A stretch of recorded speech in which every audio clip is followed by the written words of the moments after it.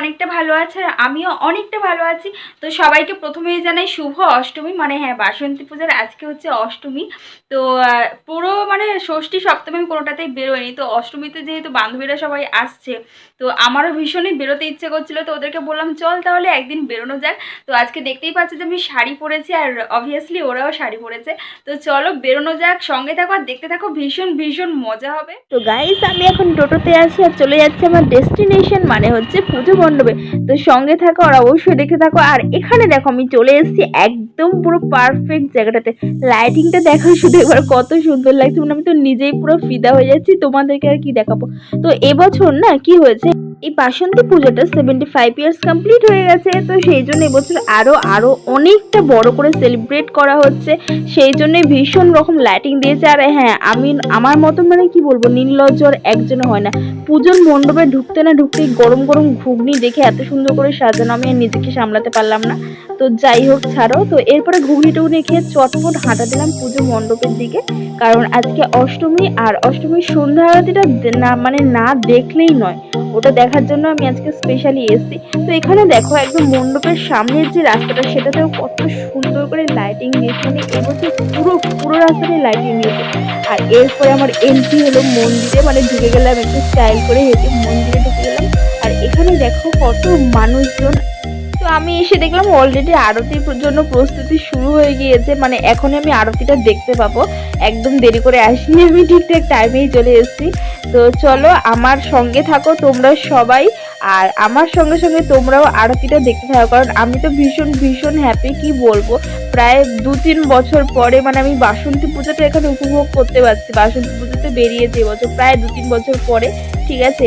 তো মানে এই যে পুজো পুজো গন্ধটা না আলাদাই একটা মানে অনুভূতি আমাদের, ঠিক আছে। তো ভীষণ ভীষণ ভালো লাগছে এসে। আর এরকম ধূপ ধুনোর গন্ধ, পুজো আরতি, মানে সব মিলিয়ে ব্যাপারটা অসাধারণ লাগছিল। আমার তো এখান থেকে যেতেই মন চাইছিল না, ঠিক আছে। তো আরতিটা দেখতে দেখতে মানে প্রায় অনেকটাই রাত হয়ে গিয়েছিল, কারণ আরতি স্টার্ট হয় প্রায় 8টা নাগাদ। তো শুরু হতে হতে 8টা 15-20 হয়ে যায়। তো আমার সেদিন বাড়ি ফিরতে তোমরা জানো 9:30 বেজে গিয়েছিল। পাক্কা 9:30টার সময় বাড়িতে ঢুকেছি। তো মায়ের কাছে বকুনিও খেয়েছি সেদিন।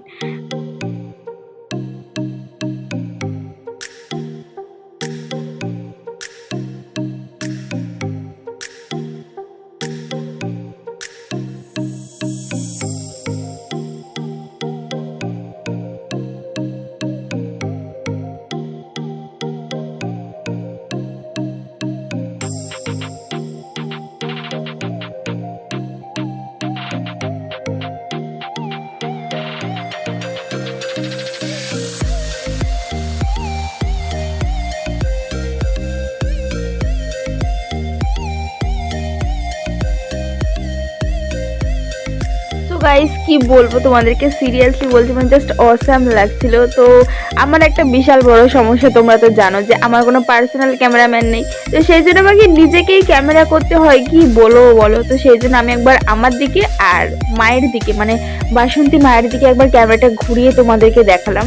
তো তোমরা প্লিজ প্লিজ গাইস তাড়াতাড়ি আমার জন্য একটু পার্সোনাল ক্যামেরাম্যান খুঁজে দাও। এই দায়িত্বটা আমি তোমাদের হাতেই ছেড়ে দিলাম।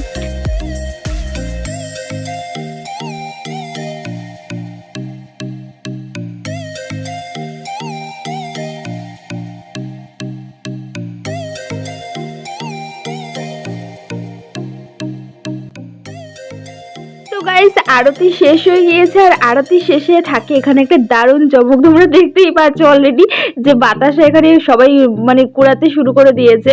তো বাতাসা হরিলুট হয় এখানে প্রতি বছর, এটা আরতি হওয়ার শেষেই থাকে বাতাসা হরিলুট।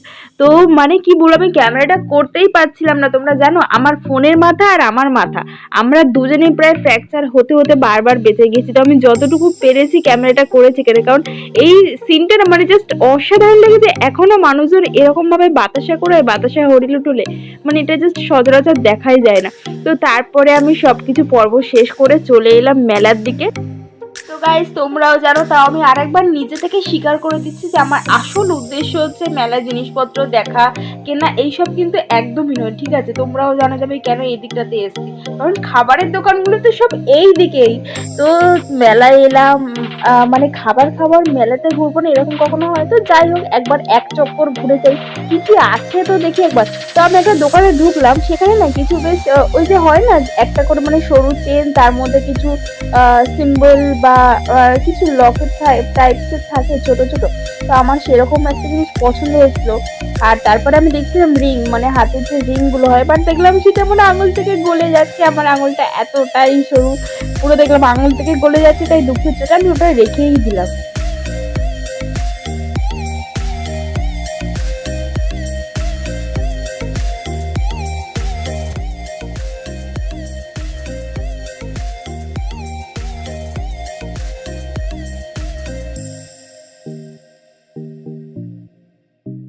তো গাইস আমি এখন আরো একটা মজাদার দোকানে চলে এসেছি। মানে এই দোকানে এমন এমন কিছু জিনিস আছে না, সত্যি বলছি কেমন যেন ছোটবেলার কথা মনে পড়ে যায়। এই বলটাকে দেখো, আমরা ছোটবেলায় এই বলটা নিয়ে কত খেলতাম বলো তো। এই বলগুলোকে তো আমি পিং পং বল বলি। আর এই দেখো এখানে এক কৌটো ভর্তি গার্ডার।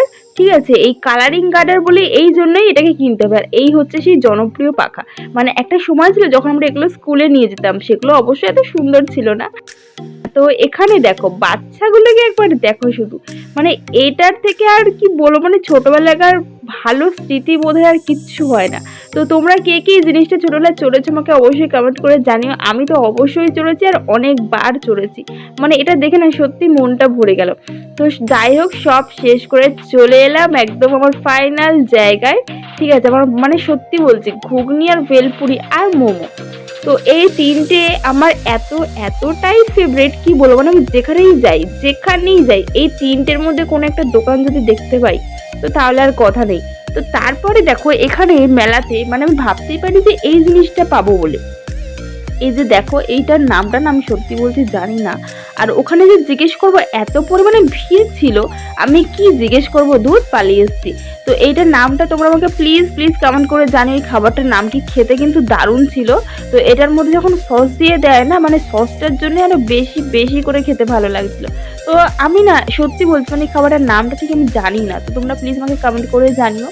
তো দেখো কিছু মশলা দিয়ে দিল, কি মশলা আমি জানি না, কিন্তু হালকা নুন নুন লাগছিল। তো তারপরে এই সস দিয়ে দিলে, সসটা দেওয়াতেই না আরো অনেক বেশি সুন্দর লাগছিল খেতে।